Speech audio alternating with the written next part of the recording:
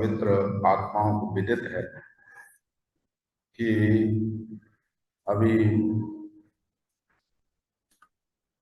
जो चैत्र नवरात्रे समाप्त हुए हैं, इनका हमारे सामाजिक जीवन में बड़ा प्रभाव माना जाता है और व्रत का अपना प्रभाव होता भी है। हमारा सौभाग्य है कि आर्य जगत के बड़े ही सुधी विद्वान, जिनका कि पूरे भारतवर्ष में और भारतवर्ष से बाहर भी सुना जाता है आपको, और आपका अपना अधिकारी सब्जेक्ट होते हैं, उन पर पूर्ण अधिकार है आपका। आपकी साधना तपस्या, जिसके माध्यम से आपने शिक्षा जगत में बहुत बड़ा कार्य किया है और कर रहे हैं वर्तमान में, आदरणीय डॉक्टर श्री कृष्ण शास्त्री जी।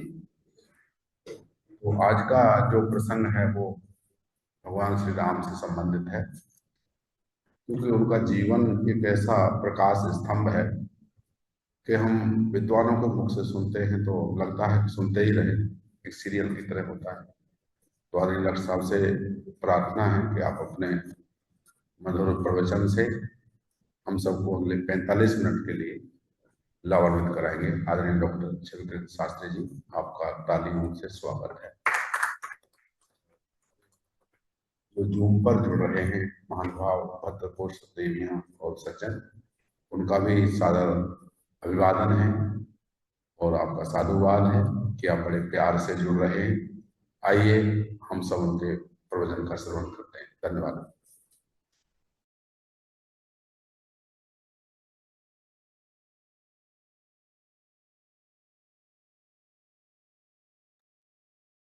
भुवः स्वाहा तत्सवितुर्वरेण्यं भर्गो देवस्य धीमहि धियो यो नः प्रचोदयात्।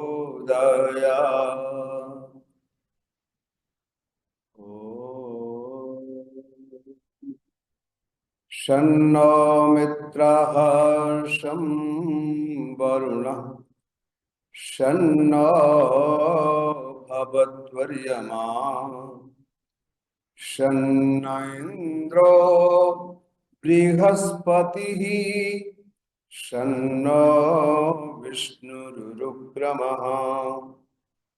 नमो ब्रह्मणे नमस्ते पायो त्वमेव प्रत्यक्षं ब्रह्मासि त्वमेव प्रत्यक्षं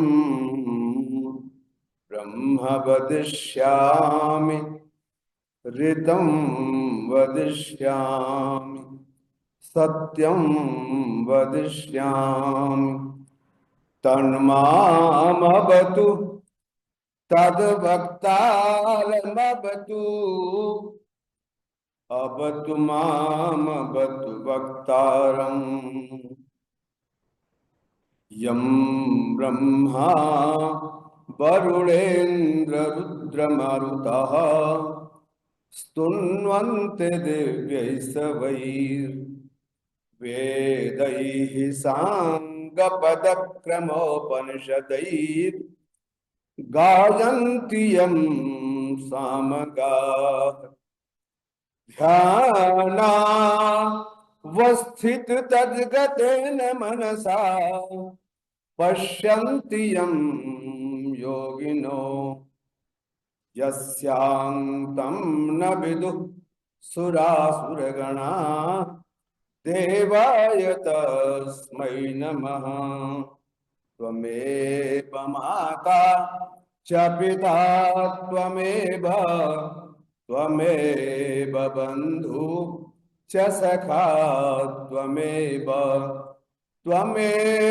वेद्या द्रविणं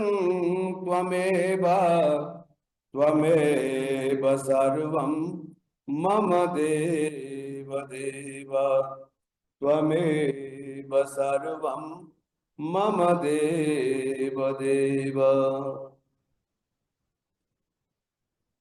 परम सम्माननीय इस आर्य समाज के धर्माचार्य आचार्य रामचंद्र शास्त्री जी, भाई श्री पवन शास्त्री जी, उपस्थित सैगल परिवार और समस्त मातृशक्ति आर्य बंधुओं, पौराणिक जगत में अगर राम के नाम से एक भजन और कीर्तन भी करना हो तो 1000-2000 आदमी इकट्ठे हो ही जाते, परंतु आर्य समाज में मर्यादा पुरुषोत्तम श्री राम के जीवन के चरित्र को सुनने की उत्कंठा कितनी है, उसका अनुमान हम स्वयं लगा सकते हैं। ये मौसम का परिवर्तन, उसमें कोई बहुत बड़ा कारण नहीं है। मैं तो बहुत दूर से आ सकता हूं, तो पास में आना तो कठिन नहीं है। ये जो हमारी संस्कृति जीवित है, उसके 2 स्तंभ हैं और 2 महाकाव्य भी है। एक स्तंभ है राम और दूसरा स्तंभ है कृष्ण। मर्यादा पुरुषोत्तम श्री राम पहला स्तंभ है और योगी राज कृष्ण दूसरा स्तंभ है।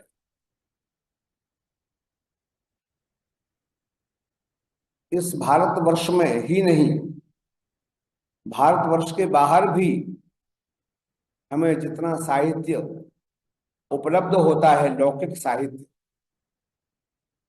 उस सभी के उपजीव्य काव्य के रूप में, यानी जिनसे कथानक मिलते हैं, उन कथानकों को देने वाले 2 ही ग्रंथ हैं। एक ग्रंथ है वाल्मीकि रामायण और दूसरा ग्रंथ है महाभारत। जितने भी नाटक, जितने भी महाकाव्य, जितने भी खंड काव्य और छोटे छोटे कवियों की कविताएं और काव्य, उन सब के रचना का आधार ये 2 ही महापुरुष और इनके इस पर विषय पर लिखे गए जो महाकाव्य हैं, रामायण और महाभारत ही। आज उनमें से हम लोग रामायण के को आधार करके मर्यादा पुरुषोत्तम श्री रामचंद्र के जीवन के विषय में कुछ विचार प्रस्तुत करेंगे। यद्यपि उनके जीवन का चरित्र रामायण या रामचरित्र के हिसाब से एक समुद्र के समान विस्तार है और हमारे व्याख्यान का समय एक लोटे के समान 40 मिनट्स का है। उसमें कितने प्रसंग मैं आपके सामने प्रस्तुत कर सकूंगा, मैं कोशिश करूंगा जितने भी रोचक प्रसंग हैं उनकी चर्चा में कर सकूं। सबसे बड़ी बात रामचंद्र के जीवन की या उनसे संबंधित रामायण ग्रंथ की अगर करें तो वाल्मीकि के मन में राम पर लिखने की बात क्यों आई? क्योंकि बाद सारी दुनिया में उनकी प्रसिद्धि तो बाद में हुई, वाल्मीकि के मन में यह बात क्यों आई? तो एक वर्णन आता है वाल्मीकि रामायण में कि एक बार एक बहेलिया, जो क्रौंच पक्षी जो वृक्ष पर बैठे हुए थे, प्रेम से वार्तालाप कर रहे थे, तो बहेलिया ने उनमें से एक को मार दिया। अपना बाण, अपना तीर, पक्षी नीचे गिरा और महर्षि वाल्मीकि अपने साधना में संलग्न थे। जब उस क्रौंच पक्षी की रोने की आवाज, उसका करुण क्रंदन सुना तो उनकी आंख खुली और आंख खुलते ही उन्होंने कुछ विचार किए बिना ये श्लोक बोला, मुंह से निकल गया, मां निषाद प्रतिष्ठाम कम अगम शाश्वती समः यत क्रौंच मिथुनादेक अवधि काम मोहित। मां निषाद प्रतिष्ठाम कम, ए निषाद, ए बहेलिए, तुम कभी भी जिंदगी में प्रतिष्ठा को प्राप्त नहीं करोगे, सम्मान को प्राप्त नहीं करोगे। मेरे ख्याल है आप लोगों ने अगर ध्यान से देखा हो तो बहेलियों की कोठी तो दुनिया में कम ही मिलेंगे। जो पक्षियों का शिकार करने वाले लोग हैं वो बहुत समृद्धि को प्राप्त नहीं हो पाते। शायद ये वाल्मीकि का जो शाप है, मार निषाद प्रतिष्ठा तुम अगम शाश्वती समा, तुम शाश्वती प्रतिष्ठा को नहीं पाओगे, क्योंकि यद क्रंच मिथुना देगा बधी काम मोहित, क्योंकि प्रेम से वार्तालाप करते क्रंच पक्षियों में से तुमने एक को मार दिया। ये उनका शाप मुंह से निकल गया पक्षी के करुण क्रंदन सुनकर। बाद में उन्होंने चिंतन किया कि ऋषि का तो ये कर्तव्य नहीं है कि किसी पक्ष बहेड़िया का काम है शिकार करना, और पक्षी तो मारे ही जाते हैं। लेकिन उस वक्त तो उनके करुण क्रंदन के मुताबिक अपने आप ही ये बात निकल गई। और उसके बाद उनके दिमाग में एक बात आई कि आखिरकार मैंने जो ये शाप दिया है, मैंने जो कठोर शब्द इस बहेलिए के लिए बोला है, इसका पश्चाताप कैसे हो, प्रायश्चित कैसे हो। तो उनके दिमाग में 2-3-4 दिन तक ये बात चलती रही। और वाल्मीकि जी ने किसी से पूछा, तो मैंने इस प्रकार से ऋषियों से बातचीत की, ये हो गया, मेरे मुंह से निकल गया, अब क्या किया जाए। तब नारद जी ने उनको एक उपाय बताया। बोले कभी कभी जिस हाथ से या जिस वाणी से कुछ गलत निकल जाए, तो उस वाणी को पवित्र करने के लिए उससे ज्यादा पवित्र काम करो। बोले क्या किया जाए। बोले जिस वाणी से तुमने बहेलिया को शाप दिया, उस वाणी से किसी महान पुरुष के विषय में एक महाकाव्य लिख दो, गुणगान कर दो। तब उन्होंने पूछा, कौन अस्मिन् सांप्रतम लोके गुणवान कश्च वीर्यवान, कौन है इस दुनिया में वो पराक्रमी व्यक्ति, वो सुंदर व्यक्ति जिसके और तमाम गुण हो, तमाम गुणों से परिपूर्ण व्यक्ति कौन हो सकता है। कौन सांप्रतम लोके गुणवान कश्च वीर्यवान, वो गुणों वाला पराक्रमी व्यक्ति कौन है। चारित्रेण च को युक्ता सर्वभूतेषु को हिता, विद्वान का समर्थ कश्चित् का प्रियदर्शी। वो चरित्र का प्रतिबिंब प्रमाण कौन है, सब प्राणियों के हित में लगा हुआ व्यक्ति कौन है, कौन है वो विद्वान, कौन है वो सामर्थ्यशाली व्यक्ति। क्योंकि जिस पर कलम उठाई जाए उसमें कुछ गुण तो हो, बिना गुण के तो कलम भी नहीं उठाई जा सकती। तब उन्होंने, नारद जी ने कहा, देखो एक व्यक्ति है और वो है सूर्य वंश में उत्पन्न श्री राम, और उनकी चर्चा आजकल सारी दुनिया में चल रही है। तो बोले उस पर आप कलम उठा सकते हो, प्रयत्न कर सकते हो। रघुराम मनमय वक्षे तनवाभि विभोपिसन तत्गुण कर्ण आकत्य चापराय प्रचोदिता। वो रघु के कुल में उत्पन्न राम की चर्चा आजकल सारी दुनिया में चल रही है, आप चाहें तो उन पर कलम उठा सकते। तब वाल्मीकि ने राम के जीवन पर कलम उठाई। जितने गुणों का वर्णन मैंने उसमें पढ़ा है, उन सब की अगर 1-1 मिनट भी चर्चा करूं तो भी 40 मिनट कम हो जाए। परंतु कुछ और रोचक प्रसंग भी उसके साथ में करना चाहूंगा, तो आपको अनुभव हो सके कि राम का इतना सम्मान क्यों है। बहुत प्रतापी सम्राट हुए रघुकुल में, ऐसा नहीं है कि राम अकेले हुए। महाराजा दिलीप हुए, उससे पहले वैवस्वत मनु हुए, उसके बाद इक्ष्वाकु हुए, उसके बाद राम हुए, दशरथ भी हुए, अज हुए, फिर राम हुए। इतने सारे राजा बड़े प्रतापी हुए, उनके विषय में बड़ी बड़ी कहानियां हैं। रघुकुल रीत सदा चली आई, प्राण जाए पर वचन न जाई। और एक अद्भुत मैं आपको सुनाता हूं, रघु के समय का एक वर्णन है।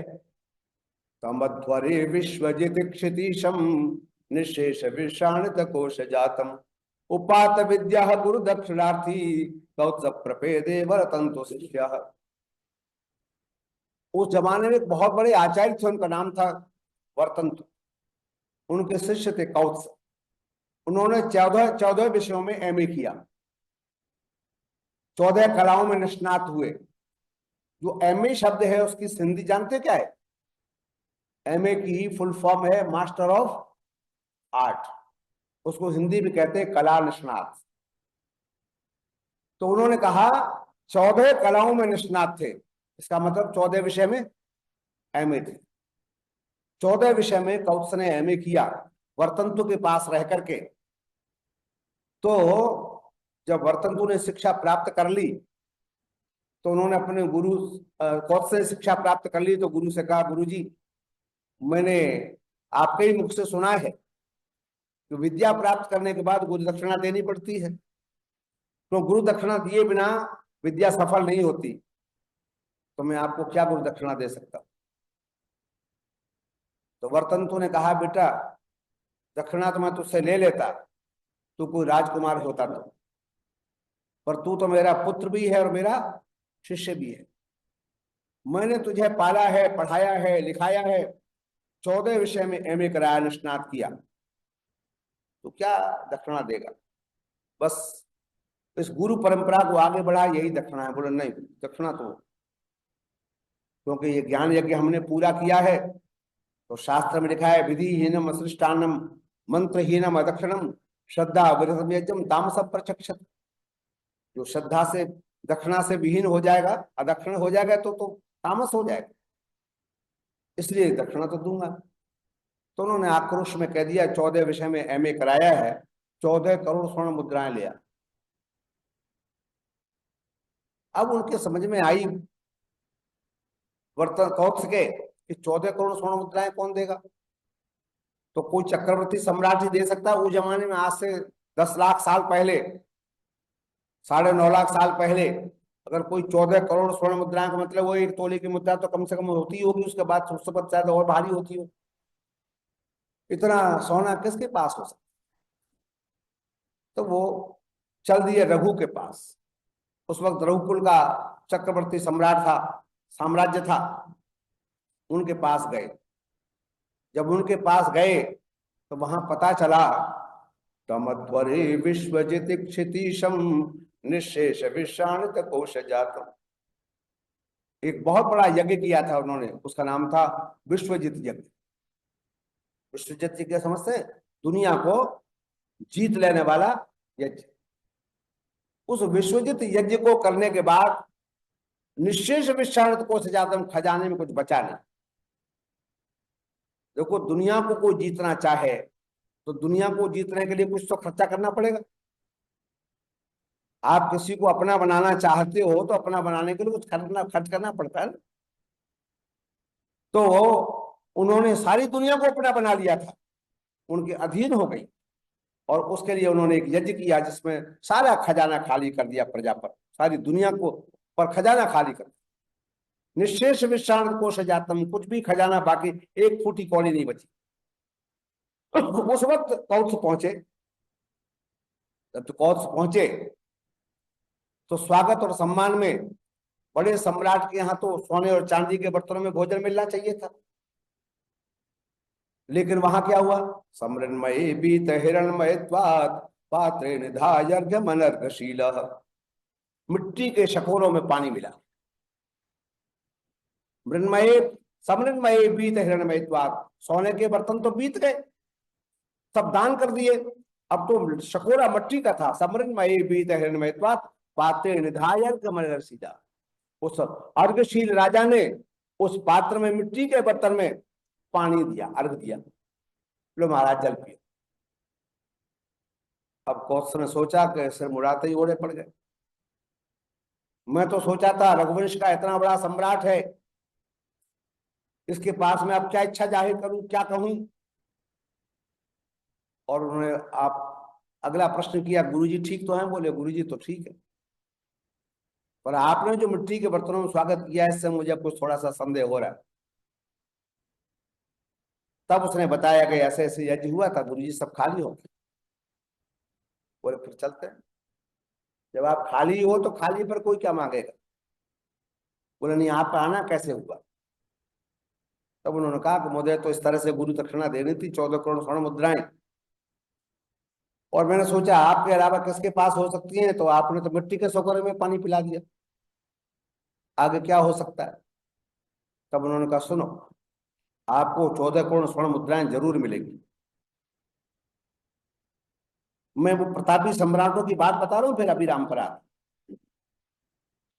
तब उन्होंने कहा कैसे मिलेंगे। बोले कोई बात नहीं, अब मेरा खजाना खाली हुआ है, कुबेर का खजाना थोड़ी खाली हुआ है। मेरा खजाना खाली हुआ है, पर जो इंटरनेशनल बैंक है वो तो भरा हुआ है ना भी। नेशनल खजाना खाली हुआ है। उन्होंने अपने गुप्तचरों को बुलाया, सेनापति को बुलाया, भाई देखो गुरुजी 3 दिन ठहरेंगे यहाँ, और 3 दिन के अंदर कुबेर के खजाने से 14 करोड़ स्वर्ण मुद्राएं लानी है। सेनापति ने तैयारी की, लेकिन जो बड़ा आदमी होता है वो अपना हिसाब किताब लगा लेता है। कुबेर के गुप्तचरों ने पता कर लिया कि अब रघु की सेना चढ़ाई करने वाली है, तो वहां ने कहा प्रभु बहुत गड़बड़ गजब हो रहा है। बोले रघु की सेना आ रही है चक्रवर्ती सम्राट की आक्रमण करने के लिए। क्यों? बोले सुना है कि बर्तंतु के शिष्य कौत्स जो हैं वो 14 करोड़ स्वर्ण मुद्राएं लेने के लिए आए थे, उन पर तो कुछ था नहीं, अभी अभी यज्ञ किया है। तो उन्होंने तय किया कि मैं कुबेर पर चढ़ाई करूं। बनिया बड़ा समझदार होता है, बनिया से मतलब जाति समझ लेना, व्यापारी। उन्होंने कहा देखो हम तो पैसे से पैसा कमाते हैं, ये गलती हम क्यों करें। वो जब चढ़ाई करेंगे तो स्वर्ण 14 ही करोड़ थोड़े ले जाएंगे, यानी कितने चले जाएंगे। राजी से 14 करोड़ दे देते।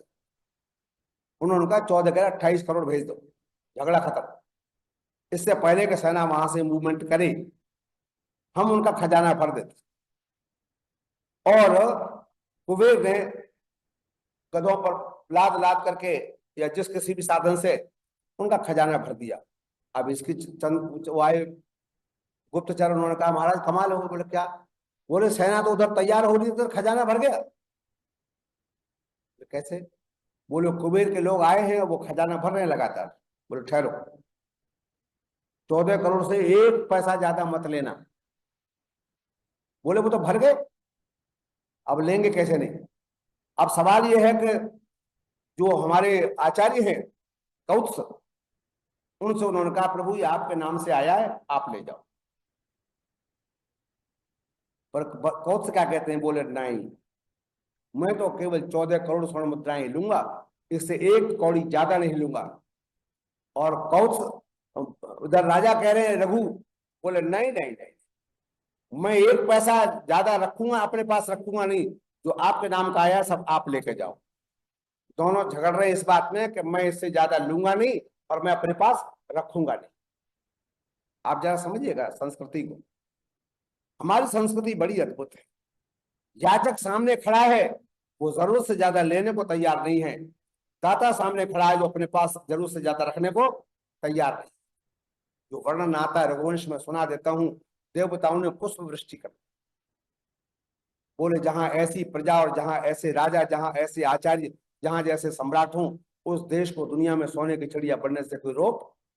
ऐसे ऐसे चक्रवर्ती सम्राट भी थे, मैंने एक छोड़ा एग्जांपल दिया है, दिलीप का भी एग्जांपल मेरे पास। परंतु उन सभी में से किसी को भी भगवान की संज्ञा प्राप्त नहीं हुई। राम में ऐसा क्या था, वो जरा समझने की बात। तो उन सबने संपत्ति पाई, संपत्ति बढ़ाई, संपत्ति की रक्षा की, संपत्ति का उपयोग किया। लेकिन राम के जीवन में कुछ अद्भुत हुआ। यहां तो जीवन की शुरुआत ही या किसे हुई? तो आपको मालूम है दशरथ की संतान नहीं थी, तीनों रानियों को कोई संतान नहीं थी। जब तीनों रानियों के कोई संतान नहीं हुई तो क्या करना पड़ा था? है जी, पुत्रेष्टि यज्ञ करना पड़ा। और उस पुत्रेष्टि यज्ञ के परिणाम स्वरूप तीनों रानियों के पुत्र हुए। और आपको पता है कौशल्या के राम, कैकेयी के भरत, और सुमित्रा के लक्ष्मण और शत्रुघ्न, ये चारों पुत्र पैदा हुए। उस यज्ञ से ही जन्म हुआ राम का। तो उसके जन्म में ही त्याग की वृत्ति आरंभ से थी। तो यज्ञ नाम किसका है? त्याग का है। त्यागमयी वृत्ति का नाम ही यज्ञ है। तो त्यागमयी वृत्ति आरंभ से ही आरंभ हो गई। जन्म के बाद, और सारे भाइयों में थी, ऐसा नहीं केवल राम में थी त्याग की वृत्ति। उसका आगे भी उदाहरण देता हूं। अल्टीमेटली समय के हिसाब से गुरुकुल पढ़ने चले गए, राम भी, लक्ष्मण भी, भरत भी, शत्रुघ्न भी, चारों भाई गुरुकुल में पढ़ने चले गए। किसके पास गए मालूम है आपको? महर्षि वशिष्ठ के पास। किसके पास? महर्षि वशिष्ठ के पास। थोड़ा थोड़ा इतिहास याद दिला रहा हूं। महर्षि वशिष्ठ के पास पढ़ने गए, और सब जब निष्णात होकर के निकले तो क्षत्रिय पुत्रों को कई विद्याएं सिखाई जाती थी। तो लौटते वक्त ही शास्त्रों का इतना बड़ा प्रभाव राम के जीवन पर हुआ। एक ग्रंथ है योग शास्त्र पर, जिसमें वाल्मीकि का उपदेश है। उन्होंने कहा जब वो गुरुकुल से लौटे तो पर्यटन में जब गए तो मन जो है बहुत वैराग्य से भरा हुआ था, और उस वक्त वाल्मीकि ने उपदेश दिया इस गृहस्थ का, योग शास्त्र का। उस योग शास्त्र में कम से कम 6000 श्लोक हैं। योग वशिष्ठ नाम है उसका। हालांकि आर्य समाज में उस ग्रंथ का पठन पाठन नहीं होता, मैंने पढ़ लिया वो अलग बात है। उसमें जो भी गीता का उपदेश है जिस तरह से, उसी तरह से वहां वाल्मीकि का उपदेश कृष्ण के लिए है, वशिष्ठ ऋषि के माध्यम से। खैर, उससे भी निकल करके जब आ गए और जब यौवन का काल आया तो वशिष्ठ के साथ ही दोनों, चारों राजकुमार सीता के वरण के लिए पहुंचे जनक की सभा में अपने गुरु के साथ, क्योंकि पता लगा था कि एक स्वयंवर हो रहा है। अब ये बच्चे भी नौजवान हो गए हैं, प्रौढ़ हो गए हैं, इनका विवाह होना चाहिए। और एक चैलेंज भी है क्षत्रियों के लिए, तो शिव धनुष को जो प्रत्यंचा चढ़ा देगा वही केवल सीता का वर्णन करेगा। सीता के गुणों का वर्णन तो चल ही रहा था, बड़ी प्रसिद्धि थी, जैसे आजकल प्रसिद्धि हो जाती है विश्व सुंदरियों की, भारत के सुंदरियों की। तो वहां तो सौंदर्य का क्या परिभाषा मुझे पता नहीं है, लेकिन उस काल में सुंदरता की परिभाषा वही थी जो आज योग्यता के साथ सौंदर्य दोनों मेल खाता है। चर्चा थी तो सारे राजा इकट्ठे हो गए। प्रथा थी भाई एक राजा कई रानियां कर सकता है। प्रथा गलत थी अलग बात है, लेकिन थी। सारे राजा इकट्ठे हुए और वशिष्ठ के ये शिष्य भी इकट्ठे हुए। परिणाम यह हुआ कि सभी राजाओं ने धनुष के भंग करने की कोशिश की, उठाने की कोशिश की। थोड़ा काव्य में वर्णन भी आता है बढ़ चढ़ करके, तो अलंकार होता है। तो वहां तो लिखा है सहस भूप एक साथ, हजार हजार राजा एक साथ लगे और हिला ही नहीं धनुष। पर इतना नहीं होगा तो कम से कम जो है एक एक राजा ने पूरी पूरी ताकत लगाई होगी, पर धनुष उठा नहीं। प्रत्यंचा चढ़ाने की बात तो बाद है, या यूं कहो कि प्रत्यंचा कोई चढ़ा नहीं सके। बार बार लक्ष्मण जो है दौड़ के चले आ गए, बस नहीं करना।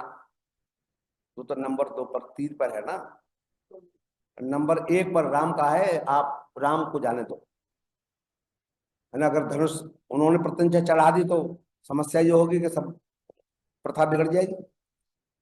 तो राम को कहा कि आप जाइए, और उन्होंने प्रत्यंचा चढ़ा दी, और चढ़ाते समय धनुष भंग हो गया, टूट गया। इतनी ताकत लगानी पड़ी। अब परशुराम को पता चला कि तो बहुत गड़बड़ हो गया, सिर्फ धनुष को तोड़ दिया, है ना। नाथ संबोधन भंजन हारा हो को एक दास। कैसे तोड़ा तुमने? बोले प्रभु, प्रभु का कोई दास है, आपका ही दास है जिसने कुछ किया है। तो डांटने लगे, ऐसा ऐसा तुमने क्यों किया। अल्टीमेटली ये सब प्रकरण आपने पढ़े होंगे। राम का विवाह हो गया, सीता के साथ और पुत्रियों के साथ दूसरे भाइयों की शादी हो गई। विवाह हो जाने के बाद जब जहां से राम भगवान की सीढ़ी पर चढ़ते हैं, ऐश्वर्य की सीढ़ी पर चढ़ते हैं, जो कोई ऐश्वर्य धन का नहीं है, दौलत का नहीं है, ताकत का नहीं है, ये जो ऐश्वर्य है किसका है? त्याग का ऐश्वर्य। क्योंकि आपको पता है, जैसे ही ये पता चला कैकई को राम का राज तिलक होने वाला है कल, चर्चा हो गई सारे राज भवन में, राजमहल में, तो एक सवाल खड़ा हुआ। जैसा कि आपको मालूम है, कैकेयी की जो दासी थी मंथरा, उसने कहा था ये क्या हुआ, राम राजा बन जाएगा, उसका बेटा राजा हो जाएगा, तुम्हारी कोई सुनेगा नहीं, समझे, राजा तो अब वृद्ध होने जा रहे हैं, तुम दासी हो जाओगी। बोले फिर क्या करूं? बोले तू ही उपाय बता। बोले उपाय बताया है, 2 वर तुम्हारे शेष हैं दशरथ पर, जो युद्ध में तुमने दिए थे, उन्होंने दिए थे तुमको, वो मांग लो। और उन्होंने 2 वर मांग लिया। आपको पता ही क्या क्या। एक वर यह कि राम को 14 वर्ष का वनवास, और दूसरा वर भरत को राजगद्दी। भरत और शत्रुघ्न दोनों ननिहाल में थे, राम और लक्ष्मण अयोध्या में थे। बहुत दुखी हो गए पिताजी, इन्हें क्या मांग लिया था, कुछ और मांग लेती तो सब कुछ मैं दे देता। तो बहुत संकट का काल हो गया। पर रघुकुल रीत सदा चली आई, प्राण जाए पर वचन न जाए, रामो दुर्नाभ भाषते, और बहुत जगह वर्णन है। अल्टीमेटली उन्होंने निर्णय किया, निश्चय किया, कोई बात, राम को कह दिया तुम्हें वनवास 14 वर्ष जाना पड़ेगा बेटा। यहां जरा दुनिया के मापदंड को देखिएगा। पूरे यौवन पर है राम, किशोर नहीं है, नौजवान है, विवाह भी हो गया है, ऐसा नहीं विवाह नहीं हुआ, अकेले तो चले गए जंगल। एक बड़ी भारी जिम्मेदारी है, उत्तरदायित्व है पत्नी का, आगे बच्चों का। 14 वर्ष तो लंबा काल होता है। जैसे ये बात फैली पूरे राजभवन में, राजमहल में, और लक्ष्मण के कान तक आई। लक्ष्मण ने राम से बड़े आक्रोश में आके कहा, भाई साहब आपको पता है ये सब गड़बड़ किसने की है? बोले नहीं। बोले ये पिताजी ने आपको वनवास नहीं दिया है। बोले और? बोले ये वनवास तो मां कैकेयी ने दिलवाया है, आपको पता नहीं है? तो राम कहते हैं अच्छा, फिर तो कुछ अच्छा ही होगा इसमें। लक्ष्मण कहते तुम्हें इसमें भी अच्छाई दिखाई दे रही है, कैसी दृष्टि है तुम्हारी? तो राम ने अगला शब्द बोला, उसने पता क्या कहा, युवत रहितुम लोकम कर्तुम यतत् छलिता वयम। जिन युवती ने, कैकेयी ने जिसको हमको छला है, मैं इस धरती को युवतियों से रहित कर दूं, अगर आप आदेश देते हो। तो राम बहुत सुंदर उत्तर देते हैं, जहां से उनकी सीढ़ी ऊंची होना शुरू होती। जरा विचार कीजिएगा क्या उत्तर देते हैं। उन्होंने कहा अगर माँ ने ये वनवास दिया है तो माँ कभी किसी पुत्र का अनर्थ नहीं सोच सकती, इसमें तो कुछ भलाई है। बोले क्या भलाई इसमें दिखाई देती है आपको राम? तो वो जरा श्लोक सुनिएगा ध्यान से। वन गमन निवृत्ति ही पार्थिव बतावत, मम पितृपरबद्धा बाल भाव सएव, न बनपति विमर्शे नास्य शंका प्रजानाम, अथ च न परिभोगैर वंचिता भ्रातरो में। उन्होंने कहा इसमें तो चार फायदे हैं। लक्ष्मण कहने लगे कौन कौन से? और माँ ने वनवास दिया है तो उसमें तो कुछ फायदे जरूर है। बोले क्या फायदे हैं? बोले वन गमन निवृत्ति पार्थिवस्य। पहला फायदा तो यह है कि अगर आज हमारा वनवास नहीं होता, राज तिलक हो जाता, तो मैं राजा हो जाता, और राजा प्रजा होकर के वानप्रस्थ को चले जाते। वन गमन निवृत्ति पार्थिवस्य, क्योंकि पुत्र का राज तिलक हो जाए तो पिता कहाँ चला जाता है? वन को चला जाता है। इसलिए कि उसी घर में रहेगा तो बहुत से झंझट हो गए। वानप्रस्थाश्रम का समय 50 साल। अगर पुत्र का विवाह ना हो तो, और हो जाए तो फिर तो कम ज्यादा हो तो भी जा सकते। तो बोले सबसे बड़ा फायदा तो ये हुआ कि पिताजी वानप्रस्थ को चले जाते, वन गमन निवृत्ति पार्थिवस्य, पिताजी बन नहीं जाएंगे तो वो राजा बने रहेंगे। और मम पितृपरवत्ता बाल भाव सेवक, चिंतन देखिएगा।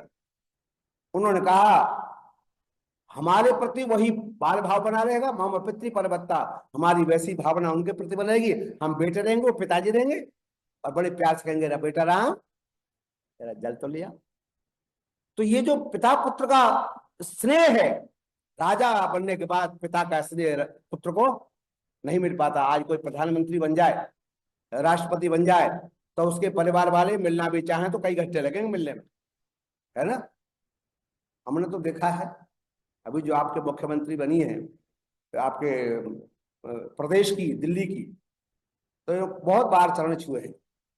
जो आर्य समाज का सत्संग जब पीतमपुरा में होता था, उनका उसी सोसाइटी में घर है जहाँ आर्य समाज, तो वो मैं जाता था हर साल, और हर साल जो है वो जज की यजमान बन करके आशीर्वाद लेते थे। और आज मैं चाहूं कि उसी अंदाज से चला जाऊंगा, बात कर लूंगा, तो पंडित जी की धोती पकड़ लेंगे लोग, समझे, डाउन टेंटर, क्योंकि प्रोटोकॉल है। तो ये जो प्रोटोकॉल है, ये खत्म हो गया आज। जो बन जाना था वो अब रुक गया।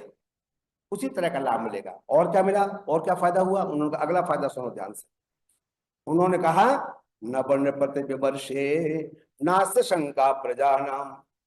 नया राजा कैसा होगा डाउट करते लोग, भाई दशरथ का तो राज्य बड़ा अच्छा था, अब राम पता नहीं कैसा होगा, ये शंका भी खत्म हो गई।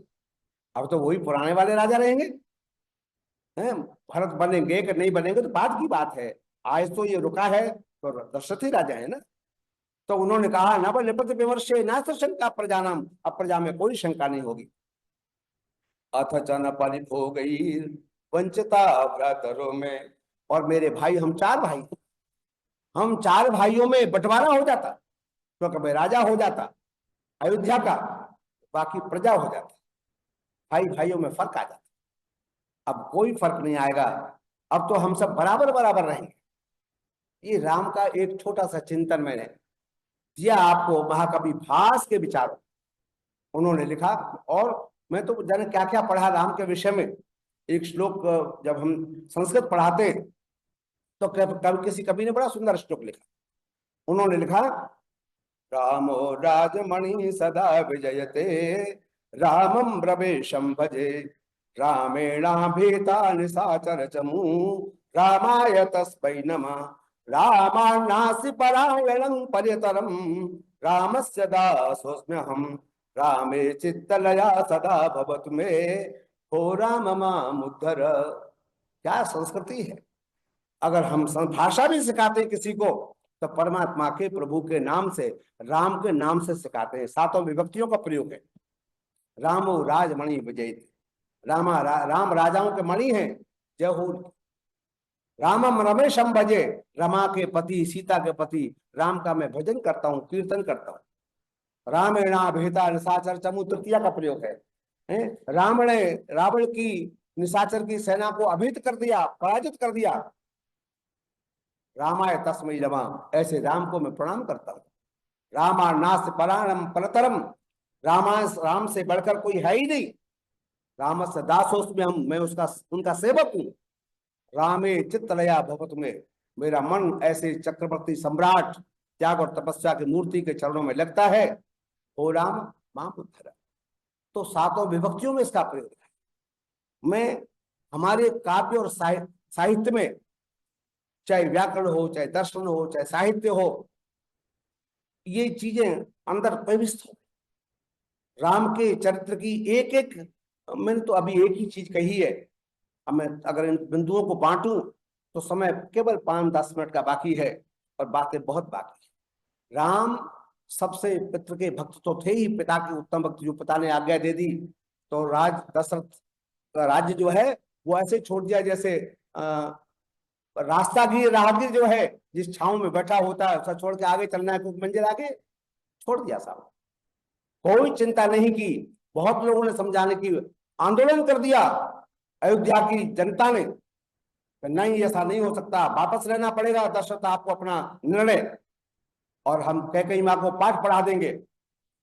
लेकिन राम ने लौट कर कहा नहीं, अयोध्या का कल्याण इसी में है कि राजा के आदेश का पालन किया जाए।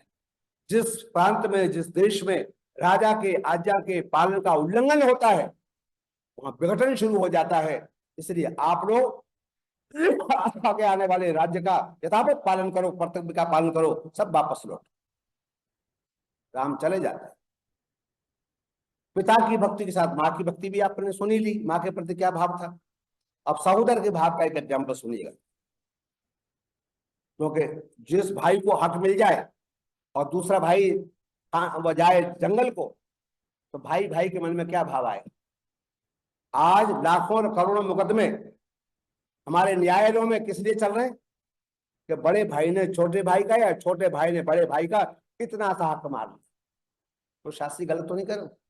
अगर एक पूर्ण जमीन भी थोड़ा ज्यादा इधर उधर कर ले तो झगड़ा शुरू है। लेकिन जरा ध्यान से सुनिएगा, राम वन को चले गए छोड़कर, और जब ननिहाल से भरत वापस आए तो भरत को पता चला कि ऐसा ऐसा हो गया, माता जी ने किया है। माता जी से जो कुछ गुस्सा हुई वो तो छोड़ दो उस प्रसंग को, और उन्होंने तुरंत जाबाली ऋषि को बुलाया। बोले प्रभु आप सबसे बड़े विद्वान हैं हमारे समय के, आप स्वयं जाइए और राम को समझा के लाइए। एक बेड़ी धरा अयोध्या त्वाम संप्रतीक्षते, ये बोलिए कि जैसे एक बेड़ी को धारण करने वाली स्त्री अपने पति की प्रतीक्षा करते, उसी तरह से अयोध्या तुम्हारी प्रतीक्षा कर रही। चल दिए। परंतु उन्होंने कहा भाई बात यह है, वो गए, राजा का आदेश था, चले गए। और जब जाबाली ऋषि पहुंचते हैं राम के पास, तो पता क्या कहते हैं? बोले क्या ऋषि बात करते हैं आप, क्या जो जबान मैंने एक बार दे दी पिताजी को, क्या मैं उससे पलट दूं? क्या राज्य में वो इतना मुझे व्यथित कर रहा है? क्या मैं ये समझ लूं कि भरत को राज्य करने का सलीका नहीं है, मैं ये समझूं? बहुत से व्यंग्य किए। जाबाली लौटकर वापस आ गए। बोले प्रभु मैं तो नहीं कर सका। उन्होंने कहा कृतज्ञता का दोष तो मैं नहीं करूंगा, आप जाइए। आप इतने विद्वान होकर के सत्य पर चलने वाले रास्ते को भटकाना चाहते हो, पिता की आज्ञा के पालन में विघ्न डालना चाहते हो, बेचारे वापस चले। तो भरत ने सोचा अब कोई रास्ता नहीं है, अब तो राजा स्वयं जाएगा। तो भरत सेना को लेकर के पहुंचे। जिस वक्त वो जंगल के राजा थे, उनके बस में बैठ ठहरे हुए थे नदी के पल्ली पार। तो चिंता तो उनको थी ही, कहीं ऐसा ना हो कि भाई यहां भी कुछ कर दे। तो जब वो पहुंचे तो सेना जो के साथ थी धूल उड़ने लगी। तो लक्ष्मण पेड़ पर चढ़ गए और चढ़कर बोले भाई गजब हो गया। बोले क्या? बोले यहाँ आ गया है कौन? भरत। किस लिए आ रहा है? बोले सेना लेके आया है निपटाने के लिए। राम बोले तुमको कैसे पता है भरत आए? बोले सेना लेकर यहाँ जंगल में कौन आएगा, इस गुह के साम्राज्य में और कौन आएगा? निषाद राज गुह के साम्राज्य में कोई आने वाला जंगल में कौन आएगा? बोले मैंने वहां पर चढ़कर देखा है, भरत आगे है सेना पीछे है। तो कहते हैं शांत, भाई है तुम्हारा, आने दो ना। अगर भरत आ रहा है तो बड़ी सौभाग्य की बात है, उस वक्त वो मौजूद नहीं था, आज दोनों भाई प्यार से मिलेंगे। लक्ष्मण कहने कि अजीब आदमी हो, उस वक्त वहां तुमने माँ को ऐसे बात बोल दिया, सब अच्छा ही अच्छा ही है, अब भाई आ रहा है। बोले ऐसा नहीं है। खैर गुह ने भी अपने तमाम सैनिक तैयार कर दिए। बोले करो मुकाबला देखी जाएगी, यहाँ भरत को नदी पार तो नहीं करने देंगे। लेकिन भाई चक्रवर्ती सम्राट की सेना नदी पार हो गई। नदी पार हो जाने के बाद जब उन्होंने मुकाबला करना शुरू किया तो ठहरो, हम युद्ध करने नहीं आए। बोले क्या करने आए? बोले हम महाराज राम को राज तिलक करके यहां से ले जाने के लिए आए। पहुंचे, जब राम से मिलते हैं भरत, तो कहते हैं भाई ये नहीं हो सकता, माँ ने जो कुछ भी कहा हो, पिताजी ने जो कुछ भी कहा हो, लेकिन मुझे स्वीकार नहीं है, आप ही चलेंगे वापस। उन्होंने कहा मैं तो वापस नहीं जा सकता। दो बात तो हो ही नहीं सकती, रामो दुर्नाभ भासते।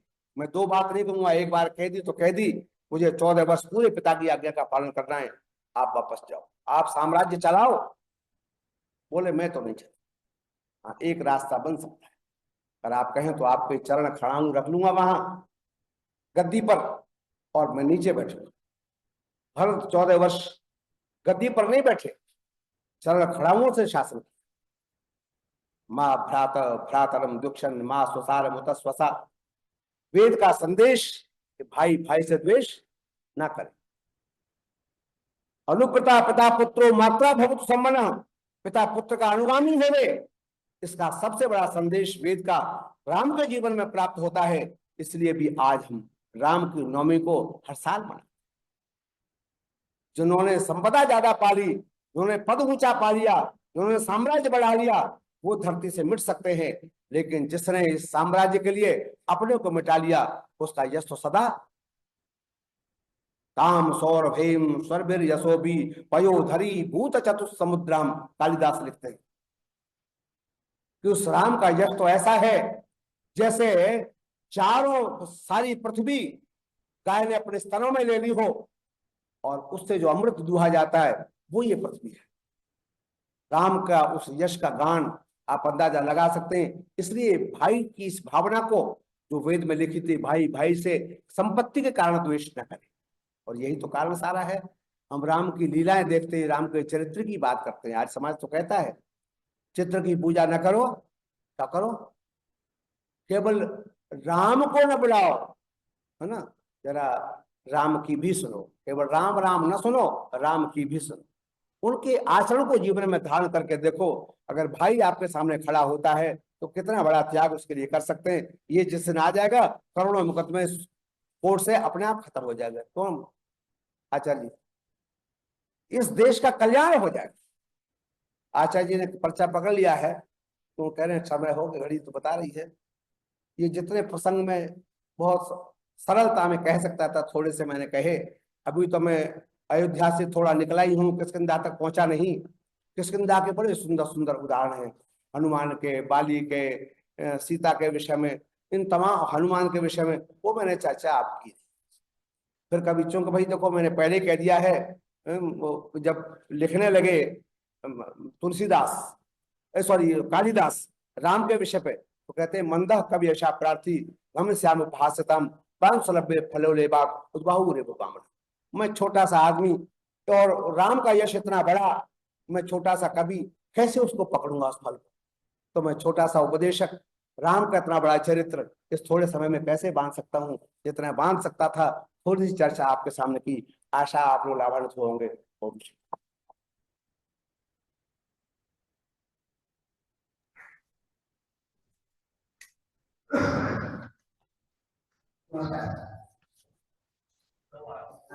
हमारे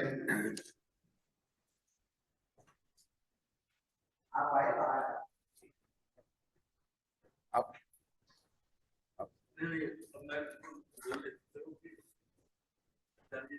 अच्छा बोल रहे थे, तो हो गया है, लगना 1 घंटा और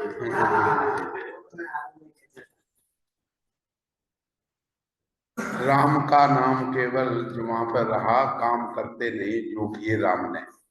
आचार्य जी ऐसा ही संदेश दे रहे थे, और वास्तव में बहुत ही उत्तम जीवन है और उत्तम काव्य है रामायण। इसमें सारे रस मिल जाते हैं। और आचार्य जैसे महान प्रवक्ता, जिनको बहुत ही विस्तार से हर सब्जेक्ट अपना जो है उनका प्रस्तुत होता है, तो आदरणीय आचार्य जी का हम सब बड़ा आभार प्रकट करते हैं कि आपका आशीर्वाद और आपका चिंतन मिलता है हमें, जिस पर हमारी आत्मा की खुराक हो जाती है और हम उस पर चिंतन करते हैं। बहुत बहुत आपका धन्यवाद है कार्य समाज की तरफ से। आज हमारे जन्म दिवस मना रहे जो यजमान हैं श्रीमती पूजा चौहान जी, आपका 11 अप्रैल को जन्म दिवस रहा है। आपके जीवन में यज्ञ, सत्संग, वेद और परोपकार जो आपने अपने परिवार से, अपने डॉक्टर अशोक चौहान साहब की और अतुल चौहान साहब की आप धर्म पत्नी है, और आपका जीवन बहुत ही परोपकार के प्रति समर्पित जीवन है। ऐसे आदरणीय श्रीमती पूजा चौहान जी का 11 अप्रैल को जन्म है। हम उनके लिए उत्तम स्वास्थ्य के लिए, सुख समृद्धि के लिए, और जो आध्यात्मिकताएं आपके जीवन में विराजमान है ईश्वर को और बढ़ाएं, कामना करते हैं, भगवान से प्रार्थना करते हैं हर दिन आनंद और सुख से व्यतीत हो और उत्तम परिणामों के द्वारा आप परिवार का, समाज का, अपना और राष्ट्र का कल्याण कर सकें। ऐसी प्रभु शक्ति दे, फल दे, ऐश्वर्य प्राप्त कराए। हमारी दूसरी श्रीमती प्रेरणा नागिया जी बंगलौर में आप रहती हैं और हमारे नागिया साहब बैठे हुए, मधु नागिया जी बैठे हुए, उनकी आप पुत्र वधू हैं। तो आप बड़े ही श्रद्धा से यज्ञ करती हैं। कल भी यज्ञ था और वो हमारे साथ उपस्थित रही जूम पर, घर पर यज्ञ था। तो बड़ा ही यज्ञ में श्रद्धा है, अपने बड़ों से सीखा है और उसको अनुष्ठान करती हैं, अपने बच्चों को सिखा रही हैं आगे। तो इस प्रकार से श्रीमती प्रेरणा जी के लिए भी हम साधुवाद, धन्यवाद, आशीर्वाद वितरित करते हैं कि आपके जीवन में सुख हो, समृद्धि हो, आनंद हो, प्रगति हो, पीस हो, प्रोग्रेस हो और हार्मनी हो और जीवन इतना आनंद से भरा रहे आप सबका कि प्रभु का धन्यवाद करते हुए आप अपने जीवन में इस मानव जीवन से बहुत बड़ा उपकार अपना, फैमिली का, सोसाइटी का, कंट्री का करें। हर दिन आनंद से भरा रहे। आपके लिए बहुत बहुत साधुवाद। अब वेद मंत्रों के द्वारा हम आप दोनों के लिए विशेष आशीर्वाद देते हैं, लॉन्ग लाइफ के लिए, अच्छी हेल्थ के लिए। ओम उत्तिष्ठ ब्रह्मणस्पते देवान यज्ञेन बोधया आयु प्राणं प्रजां पशुं कीर्तिं यजमानं च वर्धया। ओम मेधां मे वरुणो ददातु मेधाम अग्ने प्रजापति मेधामिन्द्रश्च वायुश्च मेधां धाता दधातु मे। ओम स्वस्ति पन्थामनुचरेम सूर्या चन्द्रमसा विवा पुनर्ददता घनता जानता संगमे मयि। ओम तच्चक्षुर्देवहितं पुरस्ता शुक्रम चरत पश्येम शरदा शतम् जीवेम शरदा शतम् शृणुयाम शरदा शतम् प्रप्लवाम शरदा शतमदीना स्याम शरदा शतम् भूयश्च शरदा शतात्। ओम स्वस्ति, ओम स्वस्ति, ओम स्वस्ति। वेद की पावन ऋचाओं में आपके लिए विशेष प्रार्थना की गई है क्योंकि वेद भगवान की वाणी है और भगवान की वाणी का जितना चिंतन करते हैं या आशीर्वाद के रूप में, शुभकामनाओं के रूप में पाठ किया जाता है जिनके लिए, उनके लिए यही कामना की जाती है कि हे मेरे पावन परमेश्वर, इनका ये जन्म दिवस का दिन शतायु पर्यंत इनको अच्छी प्रेरणा सदा देता रहे, अवेयरनेस देता रहे और जीवन इनका हर प्रकार से जो स्पिरिचुअलिटी है, आध्यात्मिकता है, परोपकार है, सेवा है, सत्संग है, स्वाध्याय है, इससे परिपूर्ण रहे। भगवान ऐसी कृपा ने सदा बनाए रखना। हमारी आपके लिए बहुत बहुत शुभकामना, साधुवाद, आशीर्वाद, धन्यवाद। ओम स्वस्ति, ओम स्वस्ति, ओम स्वस्ति। शांति। और आज का हमारा जो प्रसाद है वो श्रीमान नागिया, आश्रित नागिया जी बैठे हुए, उनकी तरफ से है। आपको बहुत धन्यवाद। ओम देव शांतिरंतरिक्षं शांति पृथ्वी शांतिरापाः शांतिरोषधया शांतिः वनस्पतया शांतिर्विश्वे देवाः शांति ब्रह्म शांतिः सर्वं शांति शांतिरेव शांति सामा शांतिरेधि। ओम शांति शांति शांति।